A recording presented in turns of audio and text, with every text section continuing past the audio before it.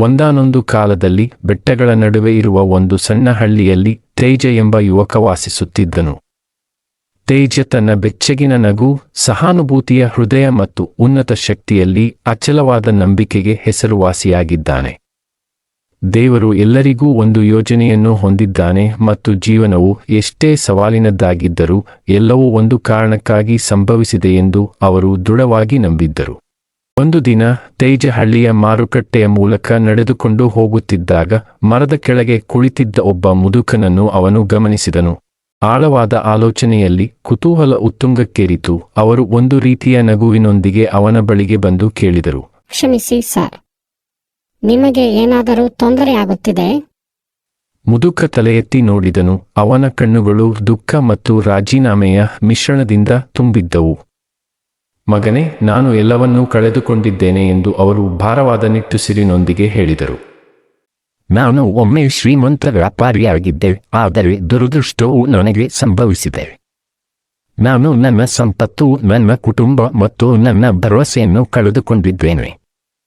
ದೇವರು ನನಗೆ ಅಂತಹ ದುರದೃಷ್ಟವನ್ನು ಏಕೆ ಅನುಮತಿಸುತ್ತಾನೆಂದು ನನಗೆ ಅರ್ಥವಾಗುತ್ತಿಲ್ಲ. ಹುಡುಗ ಮುದುಕನ ಪಕ್ಕದಲ್ಲಿ ಕುಳಿತನು. ಅವನ ಸಹಾನುಭೂತಿಯ ಕಣ್ಣುಗಳು ಸಹಾನುಭೂತಿಯಿಂದ ತುಂಬಿದ್ದವು. ಅವರು ನಡುಗುತ್ತಿರುವ ಮುದುಕನ ಭುಜದ ಮೇಲೆ ನಿಧಾನವಾಗಿ ಕೈಯಿಟ್ಟು ಹೇಳಿದನು, ದೇವರು ಯಾವಾಗಲೂ ನಮ್ಮ ಬಗ್ಗೆ ಒಂದು ಯೋಜನೆಯನ್ನು ಹೊಂದಿದ್ದಾನೆ ಎಂದು ನಾನು ನಂಬುತ್ತೇನೆ. ಕತ್ತಲೆಯಾದ ಸಮಯದಲ್ಲೂ ಈಗ ಅದನ್ನು ನೋಡಲು ಕಷ್ಟವಾಗಬಹುದು, ಆದರೆ ಬಹುಶಃ ನಿಮ್ಮ ಹೋರಾಟದ ಹಿಂದೆ ಹೆಚ್ಚಿನ ಉದ್ದೇಶವಿದೆ. ಮುದುಕ ಹುಡುಗನನ್ನು ನೋಡಿದನು. ಅವನ ಮಾತುಗಳಿಂದ ಸಂದೇಹದಿಂದ ಮತ್ತು ಕುತೂಹಲದಿಂದ, ಚಿಕ್ಕ ಹುಡುಗ, ನೀವು ಹೇಗೆ ಖಚಿತವಾಗಿರುತ್ತೀರಿ?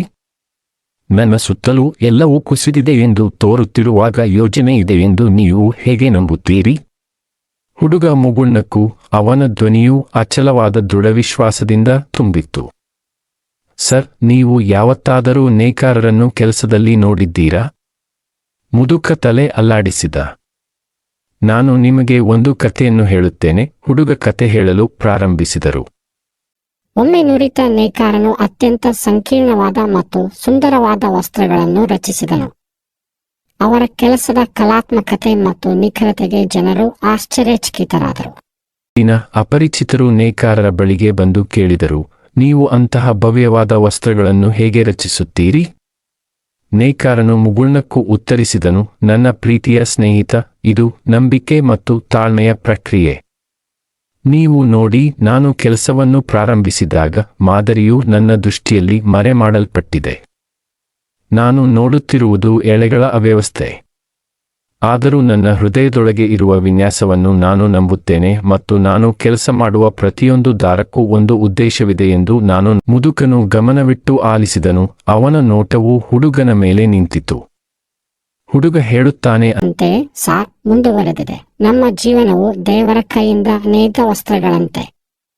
ನಾವು ಯಾವಾಗಲೂ ದೊಡ್ಡ ಚಿತ್ರವನ್ನು ನೋಡುವುದಿಲ್ಲ ಅಥವಾ ಕೆಲವು ಘಟನೆಗಳು ಅವರು ಮಾಡುವ ರೀತಿಯಲ್ಲಿ ಏಕೆ ತೆರೆದುಕೊಳ್ಳುತ್ತವೆ ಎಂಬುದನ್ನು ಅರ್ಥ ಮಾಡಿಕೊಳ್ಳುವುದಿಲ್ಲ. ಆದರೆ ಕೆಲಸದಲ್ಲಿ ದೈವಿಕ ಯೋಜನೆ ಇದೆ ಎಂದು ನಾವು ನಂಬಬೇಕು. ನೇಕಾರನು ಅವ್ಯವಸ್ಥೆಯಿಂದ ಸೌಂದರ್ಯವನ್ನು ಸೃಷ್ಟಿಸುವಂತೆ ದೇವರು ನಮ್ಮ ಜೀವನದ ಎಳೆಗಳನ್ನು ಒಟ್ಟಿಗೆ ಕೆಲಸ ಮಾಡುತ್ತಾನೆ. ನಾವು ಯಾರಾಗಬೇಕೆಂದು ನಮ್ಮನ್ನು ರೂಪಿಸುತ್ತಾನೆ. ಮುದುಕನು ಆ ಹುಡುಗನ ಮಾತುಗಳನ್ನು ಆಲೋಚಿಸಿದನು. ಅವನೊಳಗೆ ಭರವಸೆಯ ಮಿನುಗು ಪುನರುಜ್ಜೀವನಗೊಳ್ಳುತ್ತದೆ. ಬಹುಶಃ ನೀವು ಹೇಳಿದ್ದು ಸರಿ ಹುಡುಗ. ಬಹುಶಃ ನನ್ನ ಕರಾಳಗಂಟೆಯಲ್ಲೂ ಒಂದು ಯೋಜನೆ ಇದೆ. ಹುಡುಗ ಮುಗುಳ್ನಕ್ಕೂ ಅವನ ಕಣ್ಣುಗಳು ಸಹಾನುಭೂತಿಯಿಂದ ಹೊಳೆಯುತ್ತಿದ್ದವು. ಪ್ರಕ್ರಿಯೆಯಲ್ಲಿ ನಂಬಿಕೆ ಇಡಿ ಸರ್. ನಿಮಗಾಗಿ ದೇವರ ಯೋಜನೆಯು ನೀವು ಊಹಿಸಬಹುದಾದ ಎಲ್ಲಕ್ಕಿಂತ ದೊಡ್ಡದಾಗಿದೆ ಎಂದು ನಂಬಿರಿ. ಜೀವನವು ಅಗಾಧವಾಗಿ ತೋರುತ್ತದೆಯಾದರೂ ಪ್ರತಿ ಹಿನ್ನಡೆಯು ಬೆಳವಣಿಗೆಗೆ ಒಂದು ಅವಕಾಶವಾಗಿದೆ ಮತ್ತು ಪ್ರತಿ ಸವಾಲು ಉಜ್ವಲ ಭವಿಷ್ಯದತ್ತ ಒಂದು ಮೆಟ್ಟಿಲು ಎಂದು ನೆನಪಿಡಿ. ಮುದುಕ ಹುಡುಗನ ಅವರ ಬುದ್ಧಿವಂತಿಕೆಗೆ ಧನ್ಯವಾದಗಳನ್ನು ಅರ್ಪಿಸಿ ಹೊರನಡೆದರು. ಅವರ ಹೃದಯವು ಮೊದಲಿಗಿಂತ ಸ್ವಲ್ಪ ಹಗುರವಾಗಿತ್ತು. ಫ್ರೆಂಡ್ಸ್, ಈ ಕತೆ ನಿಮಗೆ ಏನು ಅನಿಸುತ್ತದೆ ಎಂದು ಕಾಮೆಂಟ್ ಮಾಡಿ ಮತ್ತು ಸಬ್ಸ್ಕ್ರೈಬ್ ಮಾಡಿ. ನಿಮ್ಮ ಸ್ನೇಹಿತರಿಗೆ ಶೇರ್ ಮಾಡಿ. Fontaine TV, don't leave out there go.